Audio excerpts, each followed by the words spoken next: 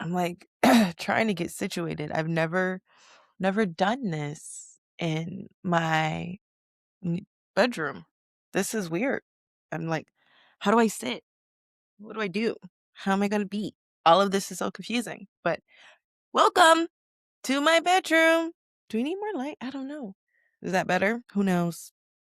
It feels like you still can't see me. Every time I record from my computer, my everything else is in pure clarity and my face is not. And I don't know why. But I have no control over that. We're gonna rock it out and yeah, all right. You know what that means. It's time for our song. Time for our song.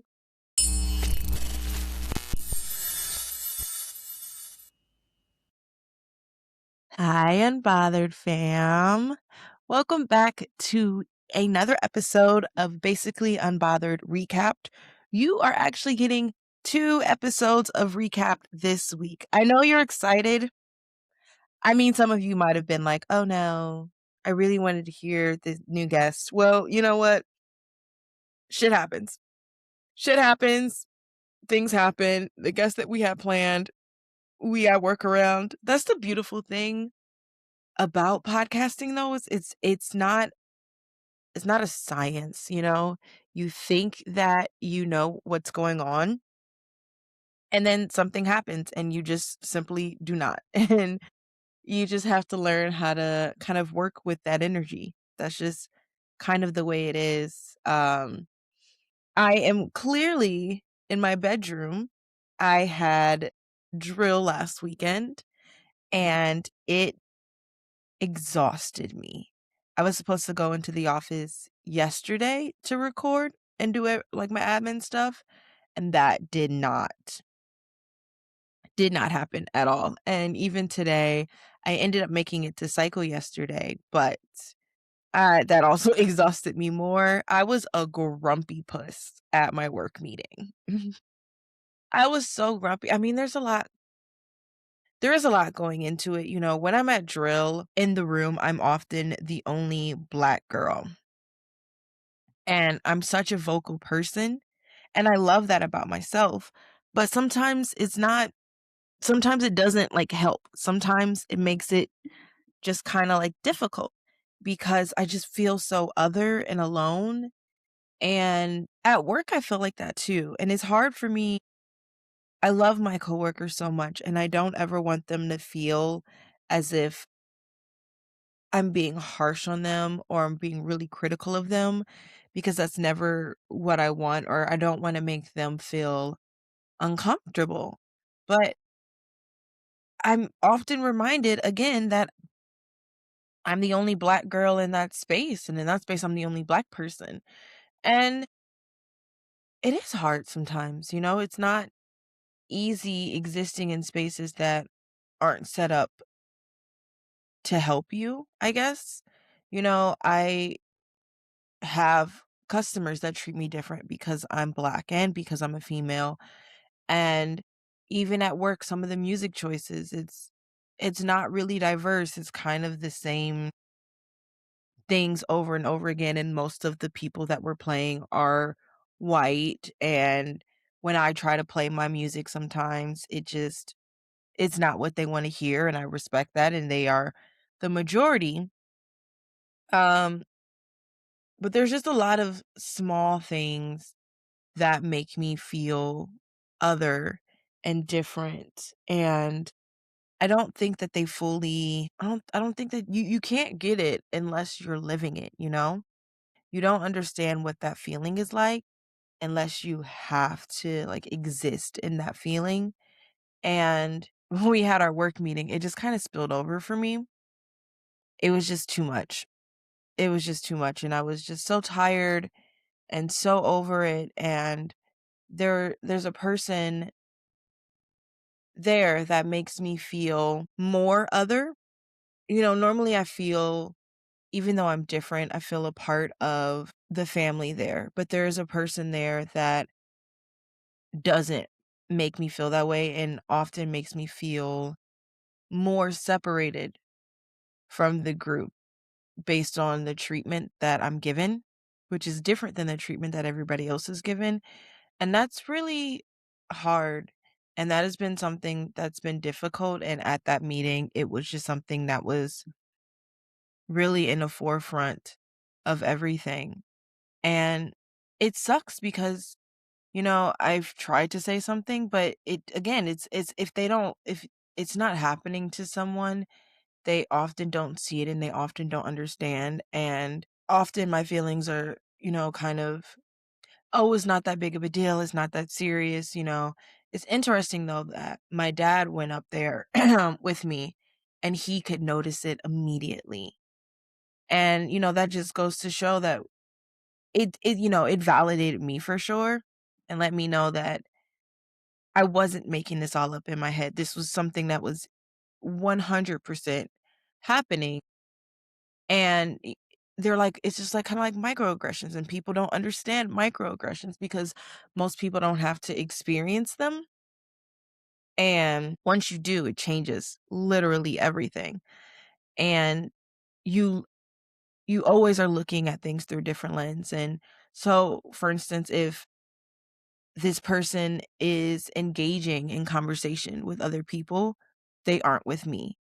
And so I'm instantly kind of cut out of the conversation and cut out of the group simply because they won't interact with me in that same way. And it's just things like that, and it gets hella complicated. So I've been really grumpy, and also because I normally can handle it when I'm well rested and things are doing better for me, but when I'm exhausted and I've spent 2 days having to feel other already, it was just too much. It was just too much, and I think that's okay. I think that, I'm learning that I don't have to be perfect, and it's okay if I feel upset or feel angry. It's still hard because obviously, I'm not being believed, but I don't know, that's just something I have to deal with. It's part of being black in white spaces. I wrote a whole blog about that, about being black in white spaces and how difficult that is for me.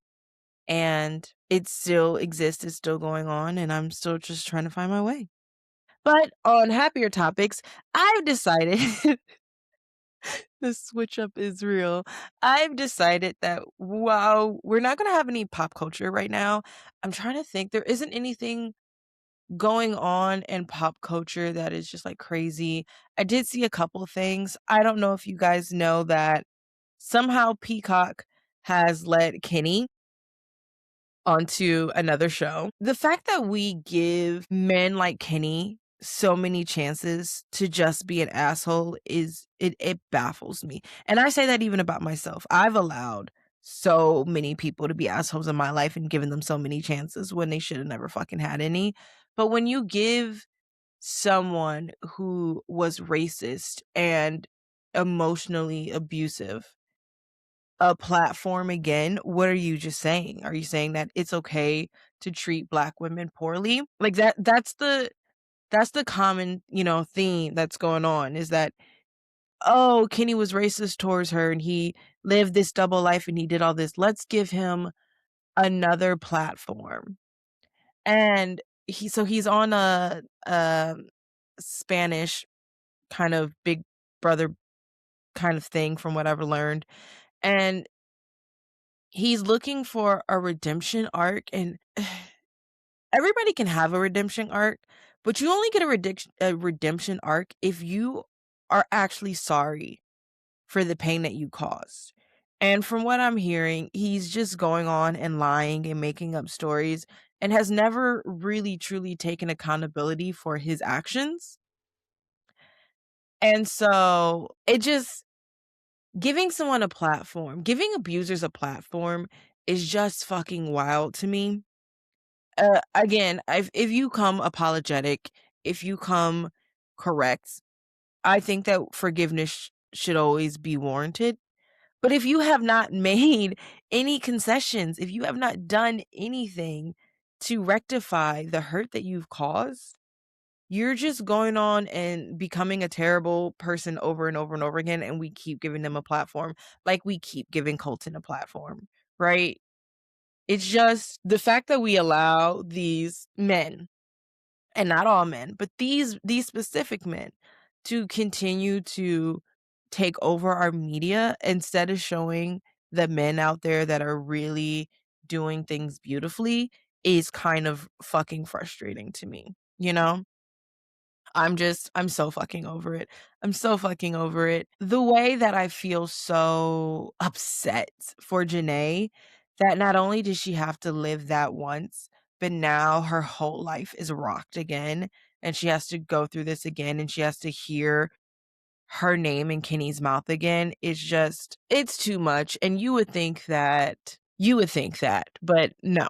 Um but I said all that to say, we're gonna start talking about shows that are coming out and movies that are coming out this week. So that's gonna be an addition to the whole basically unbothered recap. We're gonna start talking about things that are coming out. We did it a little bit last week. We're doing it again.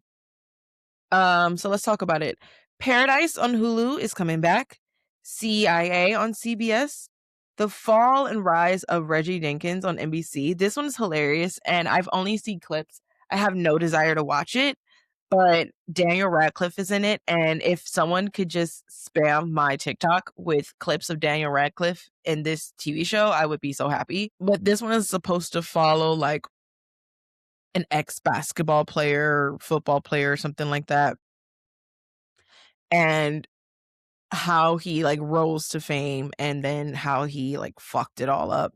And it's supposed to be a comedy, which is why I'm not really going to watch it. I'm not really big into comedy. I say that, and then Scrubs is coming out this week, guys. And I'm going to watch that. Scrubs is different. Scrubs is a different kind of comedy. Scrubs gets a pass. Um it gets a pass.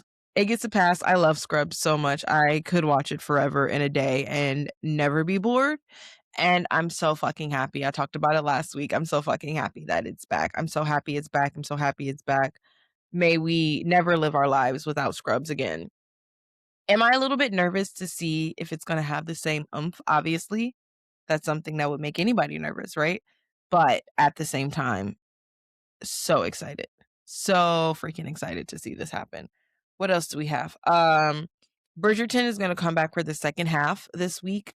That is going to be on Netflix. And then Scream 7 is coming out into movies. And I've been telling people I'm kind of interested in watching Scream. I don't like scary movies at all. No, they're not my vibe.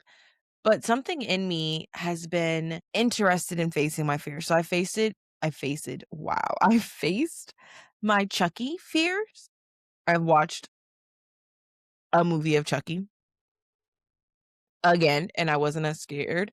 I have watched the Halloween kind of saga and terrified, yes, obviously, but I made it through. And so now I'm considering watching Scream. And we'll see how that goes. Maybe that could be a good segment for us. Me watching a scary movie that I absolutely fucking I'm gonna die. But it could be good for me to have a place where I can analytically look at it, and so maybe I won't be as afraid. But this is definitely something that I have been thinking about getting into. I've told some people like, "Hey, do you wanna have a watch party with me?" So maybe we'll do Scream when we have a good break in between TV shows that we're watching.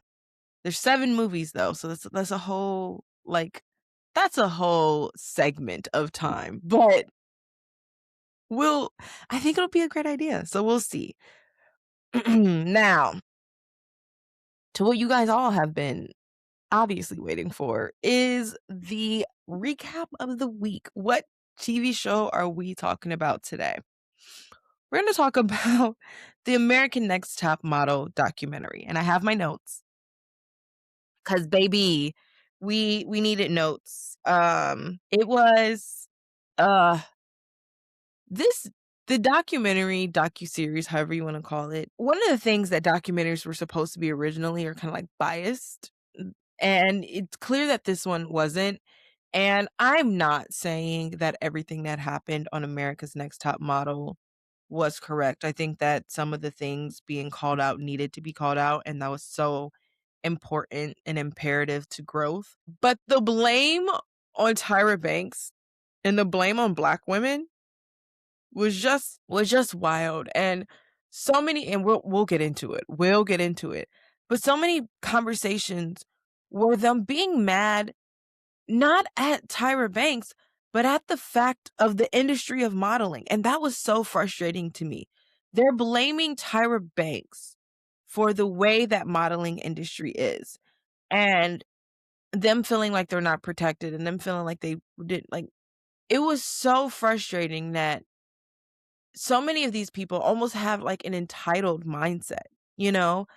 I didn't get this after I got off the show, and I thought I was gonna have that, and I thought she was gonna walk me through my dreams and yada yada yada. And it's just so hard and so frustrating. And what else was frustrating is we didn't hear enough from Tyra in this documentary. You know, this we didn't hear enough from her. A lot of what her opinions and her apologies could have been, we didn't hear a lot of. And I've been so fucking frustrated because people on social media have been like, she didn't take accountability. She didn't take There were so many times where she took accountability, but she was also realistic. Like, you you're mad at me for the way that an industry was at the time. Tyra Banks does not have control over the modeling industry. That's not fair. It's not fair to put it on her. And it was just a lot of whining. Some people had points and some people didn't. So let's get into it. So the documentary, it did feel weird. Like I said, it felt weird. And the weird thing is that we're expecting a show that came out in the 2000s to hold up to the lens of the 2020s. And that's just not fair. Things really were different. There were words that I've said that I'm embarrassed that I've said. Um, Lil Wayne drops the F word against queer people a lot in his music, and that was something that was 100% acceptable at that time, you know? And does it make it right? No, but it's also a different fucking world, and I love the fact that I've been able to live in both worlds, and I've been able to grow and learn from that situation and those circumstances. But trying to compare, it's like, oh, what is it? 16 Candles, right? You watch 16 Candles, and it just does not age well. It's just so freaking racist. And people still love that, and they still watch it, and they still talk about it as it's a great movie, and it's so bad. But, they go, "Well, you have to think about what happened in those times."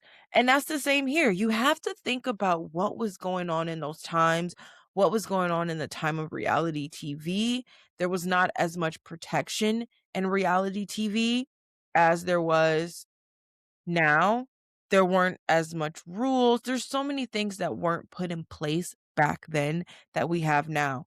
And I'm so grateful that we do have things put in place now, but we can't compare apples to oranges. They just didn't ha- we just they just weren't the same world. Honestly, they just were not. And the truth is, like I said, it seems like more people are mad at the industry than they're mad at Tyra, but they're blaming Tyra for the industry. And that just like, what do you want from Tyra? Really and truly, what do you want from Tyra? So we'll get into how this all started. So one of the things I loved about the documentary is they showed kind of Tyra Banks' background and how that's really important because when she created American Next Top Model, she was trying to create space for people to be seen and get known and everything in that sphere. And they show Tyra starting off as a Black model and changing the world for Black models everywhere and becoming a phenom in the modeling world and things that would have normally not happened because back then the modeling world was very wide and very thin and not accepting of diversity and different bodies. And Tyra had to fight her way, claw her way to get to all the positions. She talked about how, Black models were working harder and making companies more money, but they were being paid less. There was so much that she had to do in her own career, and I kept thinking, what would it have been like to see Tyra Banks in her prime? Like, I wish that I could go back and really truly get to experience Tyra Banks as a model and watch how she changed. I think that would have been such a phenomenal thing to get to experience. Then we get into her creation of America's Next Top Model, and she had this idea. She saw things like The Real World and America's Next Top Mo not America's Next Top Model, American Idol, and she saw these things and she wanted to create a show that helped show the back end of what it was like to be in the modeling industry, and also provide space for people who normally wouldn't get a chance to get a chance.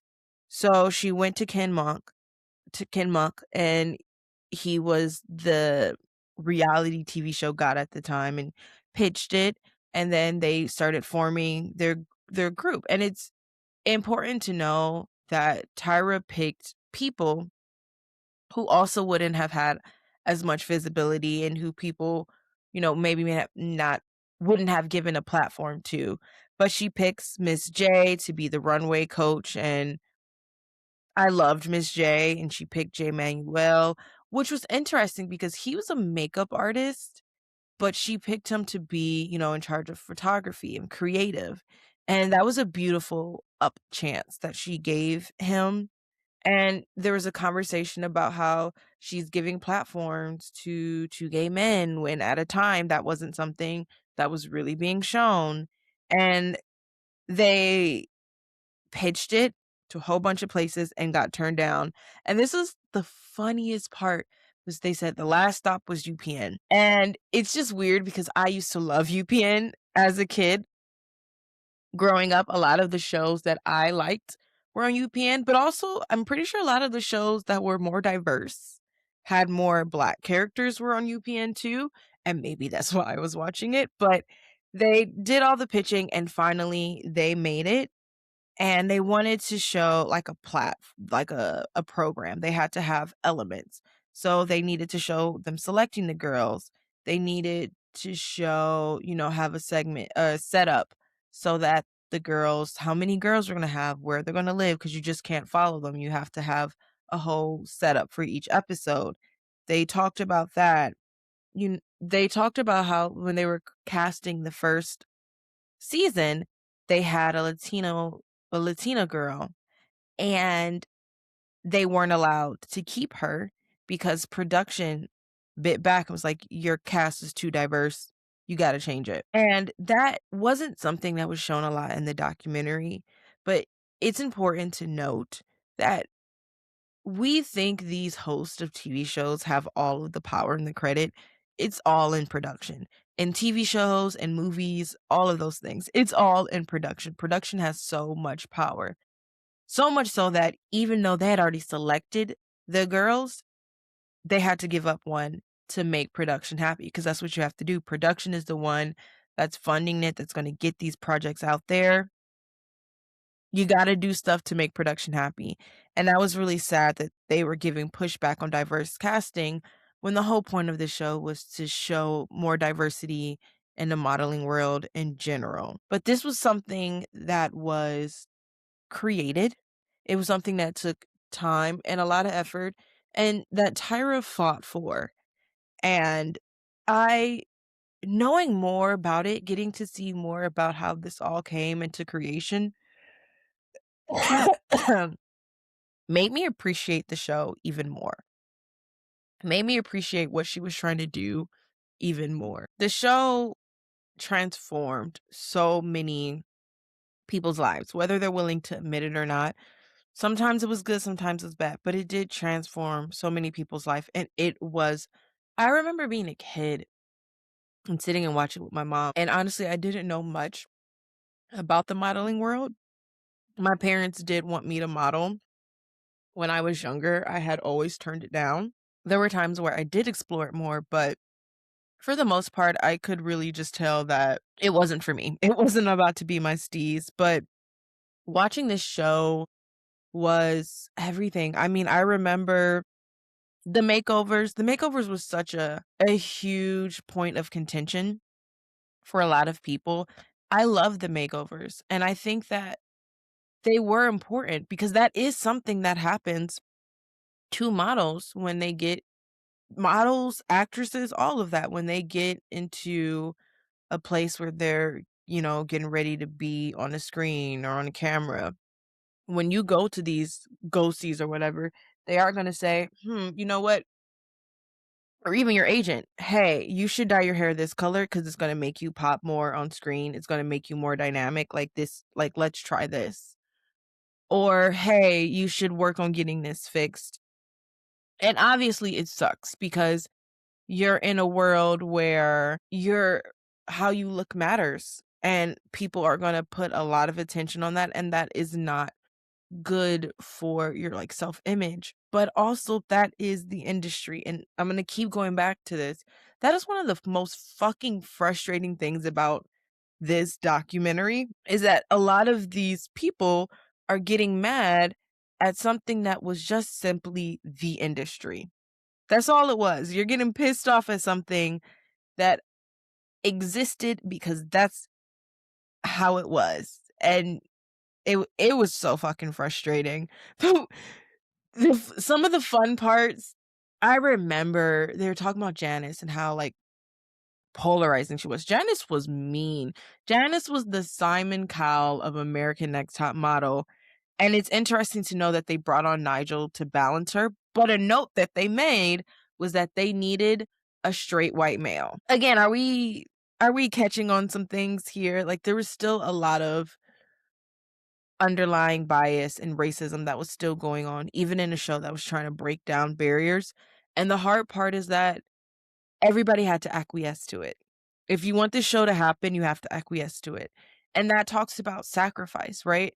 If you want to be able to provide a platform for these women, you have to sacrifice some things. And sometimes the hard part, and I don't agree with it, but sometimes the hard part is you have to sacrifice yourself and your own integrity. And that's just not easy, but that is something that has to happen. And I think that having Janice on was a sacrifice. I think that she made the show worse sometimes. And she was very racist. And if you guys know anything about Janice Dickinson, she pushed the edge. She was a big villain. She was a product of her time. Because let's remember, Janice was older than all of them. And she had been in the modeling industry for decades before them. And so she was a product of her time. And this is something that I feel like is so important as we start to analyze these things, is penalizing someone for something that they just didn't know. She a fucked up person? Yeah. But she was raised in a completely different time, and hopefully she's changed her views and such, but I wish that there was a lot of education that could have been given to her, but she was a product of her environment, and as much as that sucks, that was what the modeling world was, and I think this documentary missed out on is showing what the industry really looked like before. They kind of glanced over it, but it would have been imperative to show contrast to what Tyra Banks was trying to do by showing what it really looked like, what it was really like, how hard these girls were fighting for. Because as we get into the contestants' experiences, I don't think they really understood what they were getting into. And I don't think that that's not Tyra's fault. It's not Tyra's fault that they didn't know what they were getting into. It's not Tyra's fault that they were young. They chose to be a part of this. And again, not excusing some of the behaviors. Some of the behaviors were not okay. But also, some of those things were your choices. And these contestants didn't really understand that. They thought that Tyra was supposed to protect them through all of this, and that's not fair. That's not her job. Her job was to get you on a TV show, to do what she could to prepare you. Did it become extreme? Absolutely. But did it also prepare you and teach you things? Absolutely. Your job was to take that information and run with it. So let's get into some of these contestants' experience that we got to see through this documentary. Ebony, she's on the first season and she felt racially attacked by, not having taking care of her skin.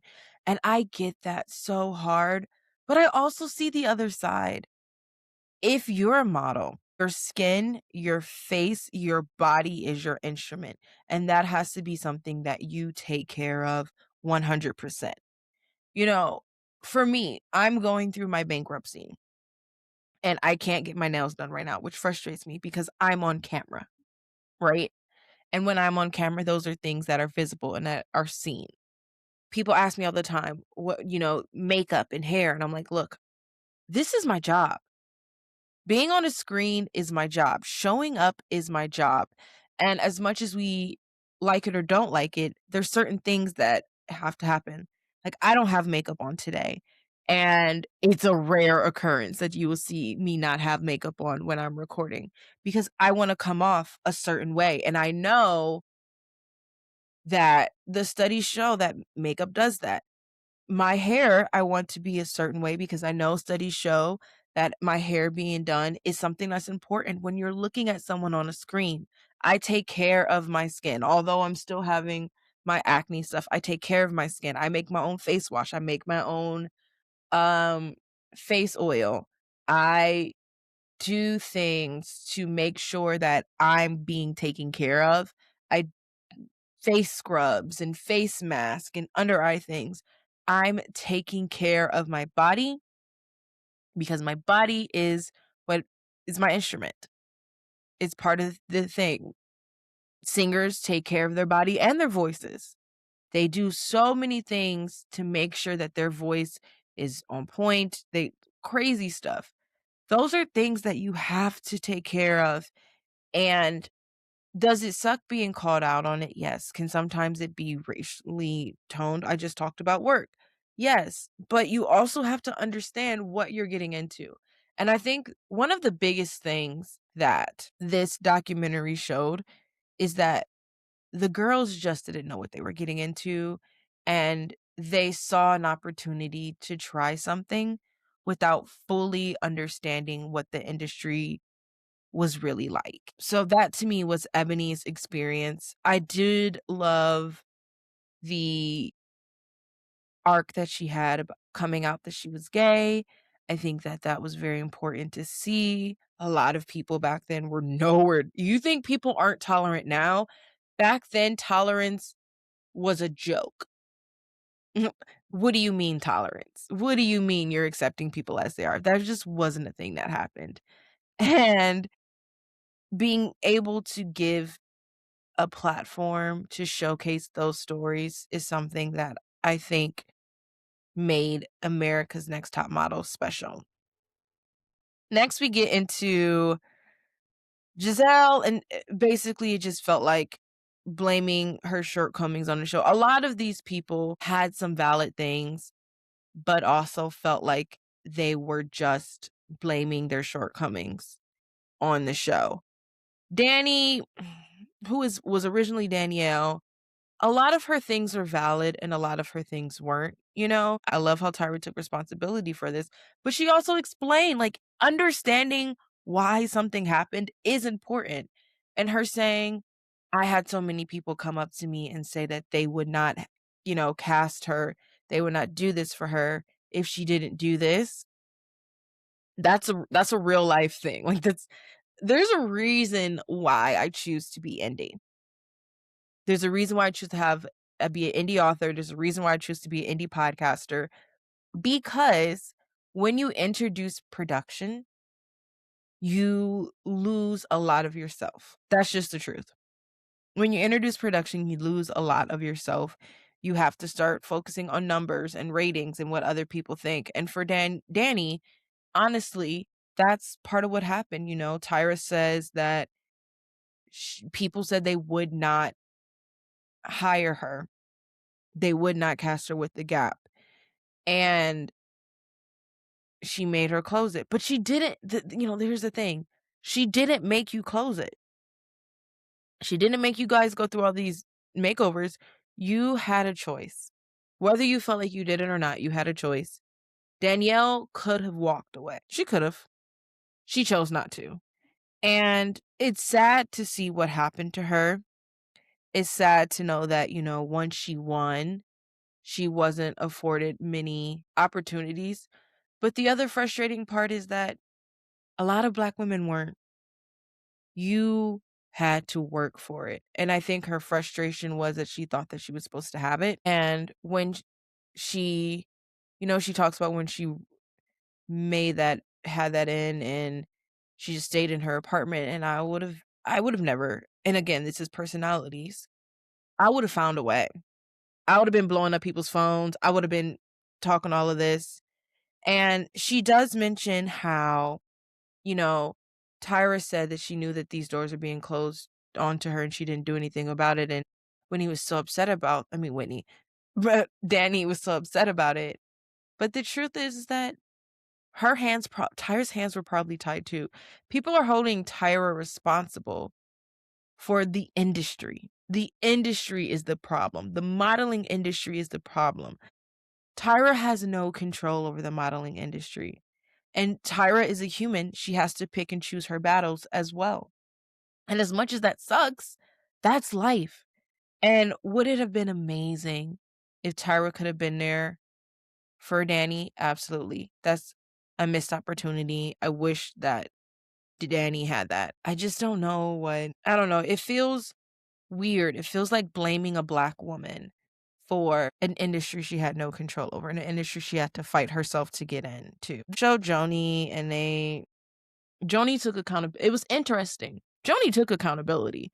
And they showed Whitney and the frustration about her and how production didn't have enough stuff for her, and her struggles as well. But there were things that was actually problematic in America's Not Next Top Model, and they weren't some of the things that these women were talking about. They were some of the shoots, and I understand that these shoots had to happen because it's a TV show as well. It has to be entertaining. There has to be an element of it entertaining, but some of these were not okay. One of the first one was the violence shot. The shot about like people being violently attacked and dying from this. That was not okay. That was just not the fuck okay. What the fuck were they doing? And again, they had to be pulling out extreme more extreme more extreme. That was definitely glorifying violence, and I'm glad that that was being called out. The race swapping shoot, yo. Again, I get the point. I get that it was intended to show beauty and understanding and maybe increase compassion for other people and other ethnicities. But blackface is too far. Blackface is always too far. Whether any person pretending dressing up as a different race than their own is just too fucking far. The homeless stuff, terrible. The eating disorder, there were some things that just were not okay at all. There was a part in the documentary where they were talking about how they couldn't use their photo shoots in their portfolio because of how extreme they were, and I'm like, I don't know, it's a TV show though, guys, you went on both. If you wanted to just be a model, you should have just went modeling. To be on a reality TV show, especially back then, it there was just so much on a reality TV show. There's so much that they have to do to entertain us because yes, it's meant to give you opportunity, but also it's meant to entertain us watching the show. And Tyra said something about we had to give them what they wanted. You all wanted this. And now we look back and we're like, no, we didn't want this. But back then, you all wanted the crazy oh my gosh, shoots, and now you're upset that you got the crazy, oh my gosh, shoots. Like, I don't know. There was a part when we got to Shandy, and that Shandy's story was hard. Shandy's story was hard because there are a lot of elements to it. There are a lot of elements that obviously crosses the moral line, the integral line, what is integrity, what is morality, but there's also sadly a contract in place that outlines what is gonna happen. And the whole point of they said that they shot America's Next Top Model like a documentary. And the whole point of a documentary is that the producers are meant to push to get questions and answers, but for the most part, you're meant to like stand back and be an observer. And with this Shandy situation, we reach a point where there was sexual assault. And the question came that it was recorded, and it's hard, obviously, because back then we didn't have the understanding that you can't give consent if you're intoxicated. Now we do. Back then, that was not the case. Back then, it was you made your choice, you got drunk, you slept with this guy. And that's what happened. She got drunk in a hot tub. She started making out with this guy. She slept with the guy. She cheated on her boyfriend. And so the hard part is that it was recorded. And there's a conversation about whether production should have stopped recording or if production should have pulled her out of it. And I don't know. None of us know everything that happened in this situation. None of us know if they knew exactly what was happening, that they even had the knowledge that this was something that was not okay, or they thought that it was consensual at the time, because at that time it was considered consensual. Now we know better. Now we know better, and I'm so happy that we do know better, and I'm so happy that we can learn.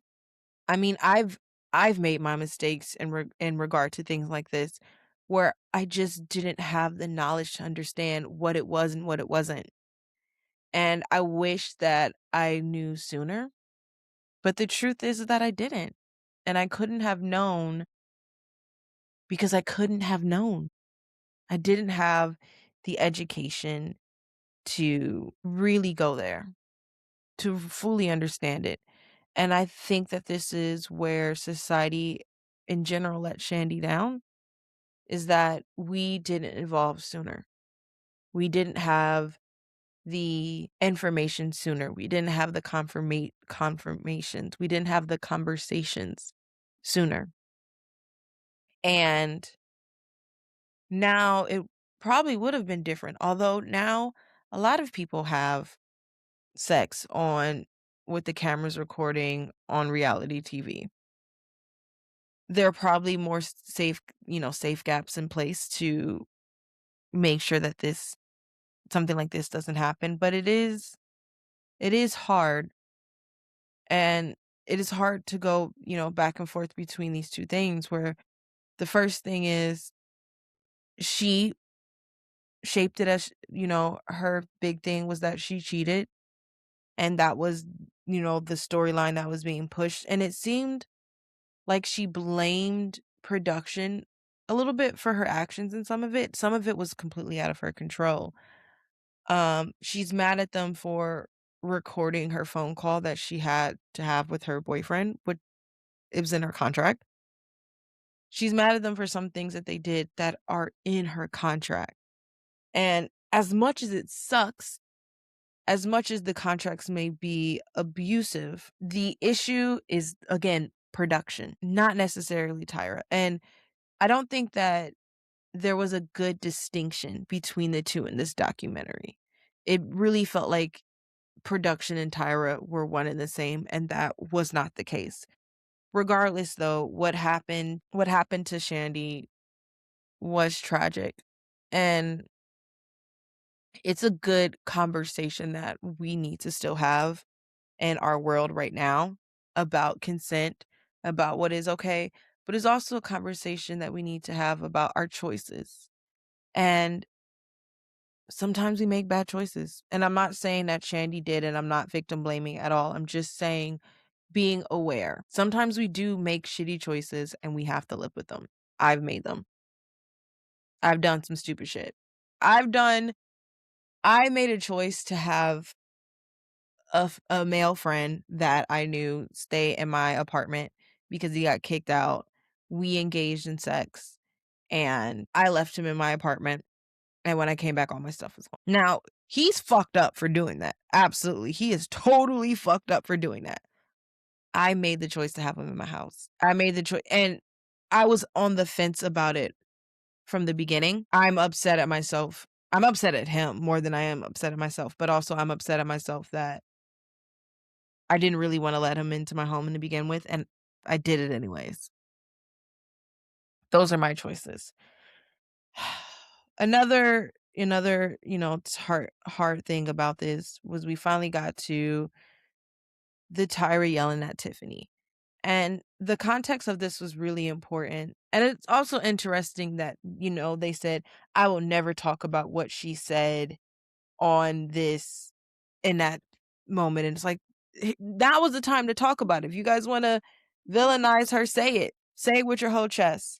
Tyra did apologize, for the Tiffany thing. She said that she really believed in her. Apparently, the season before, Tiffany got disqualified because she got into a fight at the bar, and they worked really hard to give Tiffany a chance.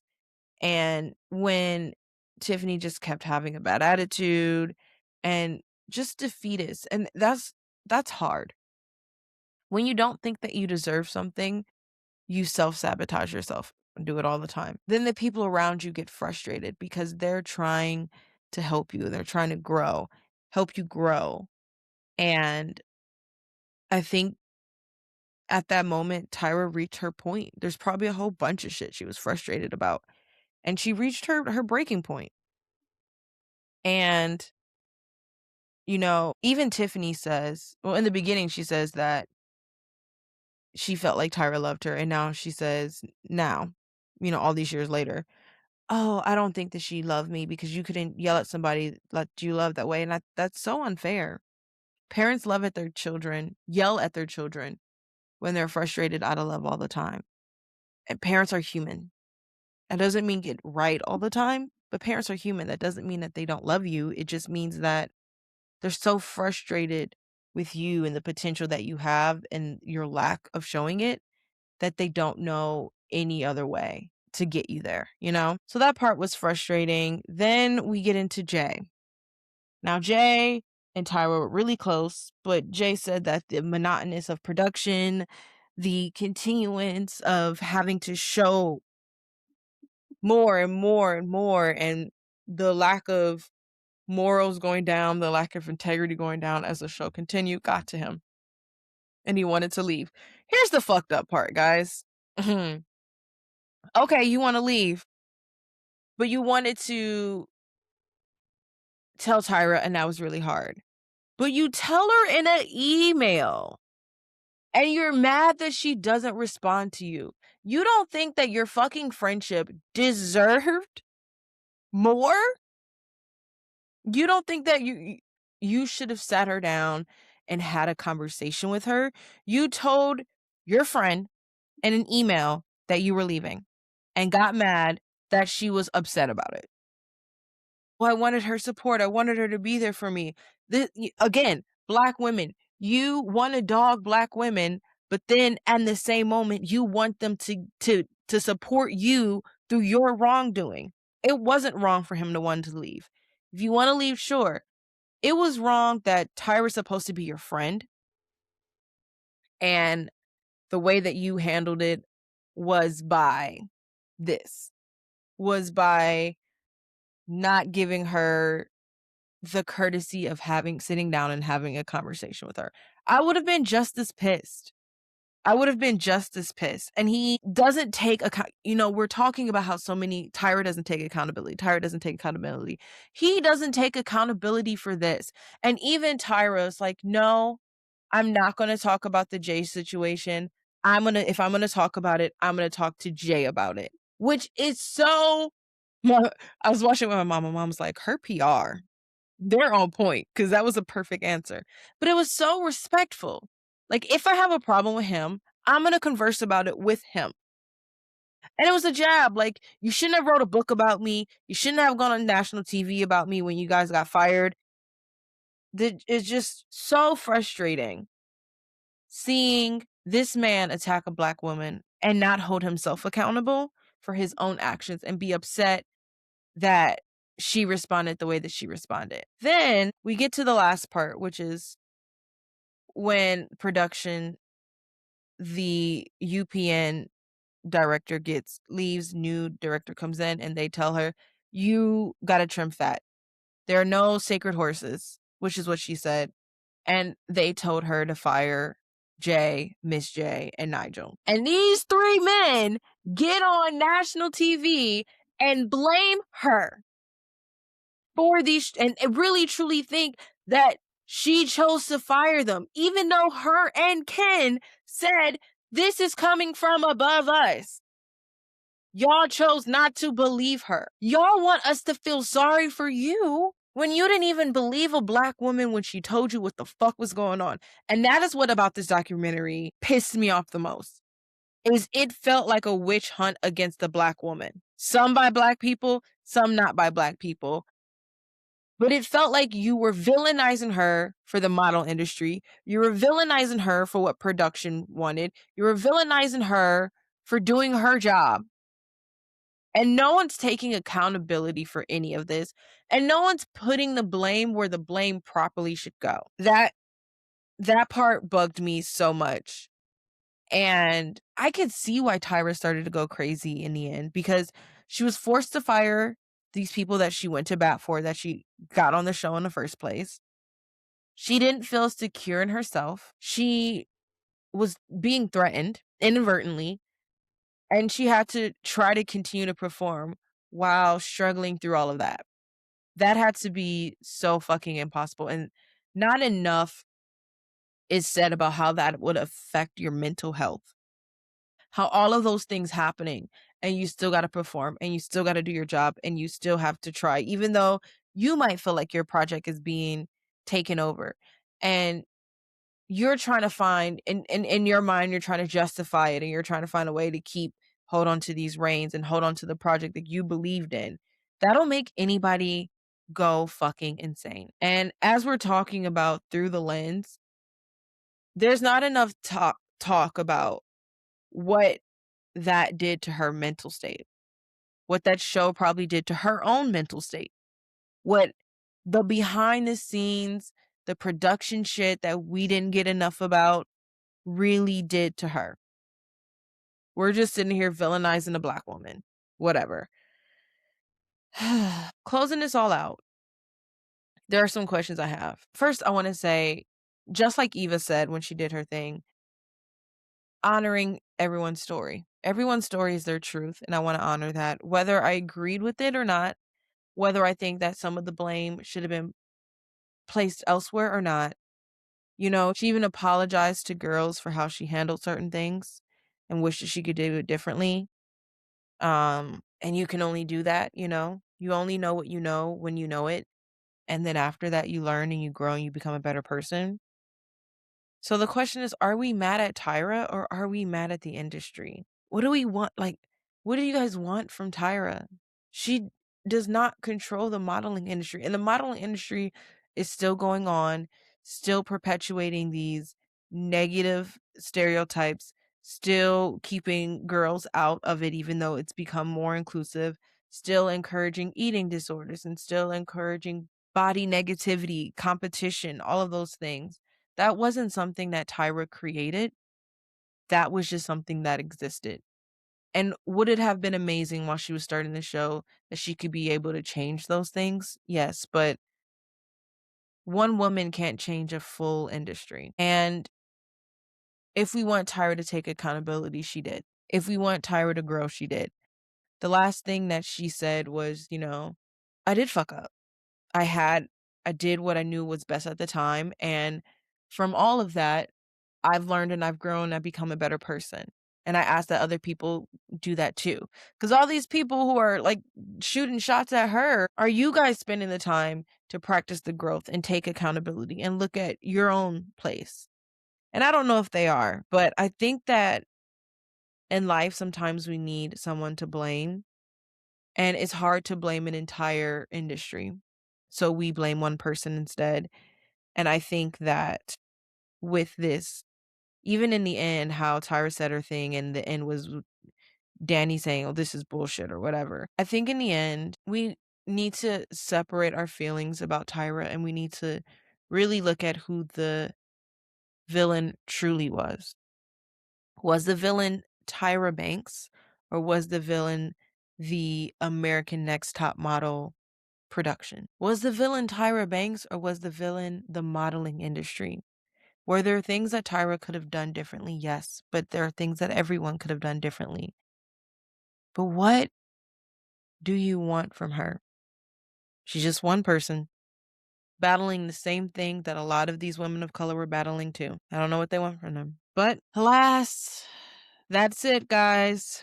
This was a struggle. This was a lot. I may not have covered it as well as I wanted to, but there was a lot in this whole documentary. So I tried to do the best that I can. If I misplaced someone's name or whatever, I'm sorry. But thank you all for listening. You're getting a double recap this week. So we're covering America's Next Top Model today. And then on Friday, you will get the second part of Love is Blind Ohio. So thank you all for being here, and I'll see you next time. Bye.